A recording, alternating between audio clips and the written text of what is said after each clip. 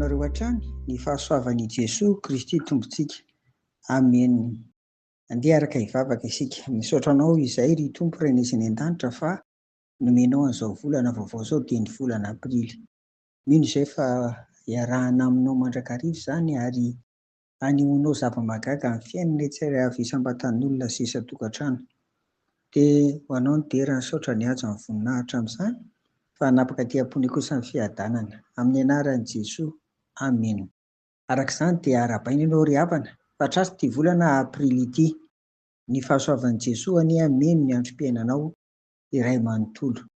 Volana vaovao no omeny Tompo antsika, noho izany dia mpandresy ny Tompo. Izany indray no loha hevitra vaovao iainantsika amin'ity volana fahaefatra amin'ny taona ity. Hoy ary ny Tompo amintsika anio, andeha vakiana amin'ny anaran'i Jesoa. Voahomana ny soavaly ho amin'ny andro iadiana, fa an Jehovah ihany ny fandresena. Amen. Eto ny soratra masina dia mampianatra antsika fa tsara ny manomana na mampitao tsara ny zavatra ampiasaina. Eto dia ny soavaly no ampiasaina ka apetraka amin'ny toerany avokoa izay mba kely fantatro ny amin'ny soavaly, ohatra ny hoe lasely, lamboridy sy ny sisa. Ary raha hoentina miady ary moa izy dia mbola asiana fiarovana ihany koa, atao mafy tsara izany, apetraka amin'ny toerany.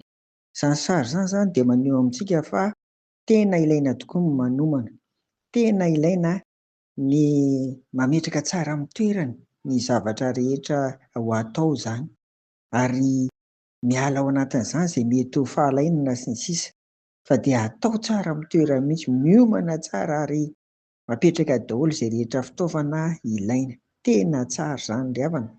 Fa izao koa anefa ny hitantsika eto tsy azo itokiana sy ianterana loatra ireny, fa ny fanafahana na ny fandresena hoy ny soratra masina eto dia avy amin'ny fahatokiana an'Andriamanitra irery ihany, azo avy amin'ny fiankinana sy finoana an' Jesoa Kristy irery. Dikan'izany dia miaraka amin'ny fanomanana, miaraka amin'ny fampitaovana ary miaraka amin'ireny koa ny finoana sy ny fahatokiana tanteraka an'Andriamanitra Rainy Jesoa Kristy Tompontsika. Ny fandresena dia azo avy amin'ny Tompo. Noho izany dia tsy azo atao ny mitoky amin'ny zavatra hafa ivelambelany ry havana. Fitaovana ampiasaina ihany toy ny soavaly no ambara eto, fa tsy azo irehirehana hitondra fandresena ireny. Averina ary ny tenin'ny Tompo manao hoe voahomana ny soavaly ho amin'ny andro iadiana, fa an Jehovah ihany ny fandresena.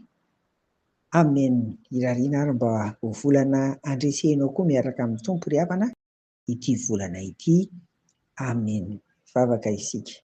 Maro no ady etrehanay isan'andro amin'ny lafim-piainana rehetra, fa manantena ary izahay, manantena ny fandresena miaraka aminao Jesoa koa alaviro aty am-ponay, ny fahatokisa-tena, ny fahatokisana amin'ny zavatra hita maso. Jesoa rety am-ponay ireny. Ataovy mahay manomana izay, ataovy mahay mikarakara izay, ataovy mahay mampitao izay rehetra tokony ilaina hoentina miady izay. Ampianaro anao izany miaraka amin'ny finoana sy ny fahatokinanao tanteraka. Amin'ny anaranao Jesoa no ametrahanay an'izany vavaka izany. Amen. Ho aminareo ny fiadanan'i Jesoa. Amen.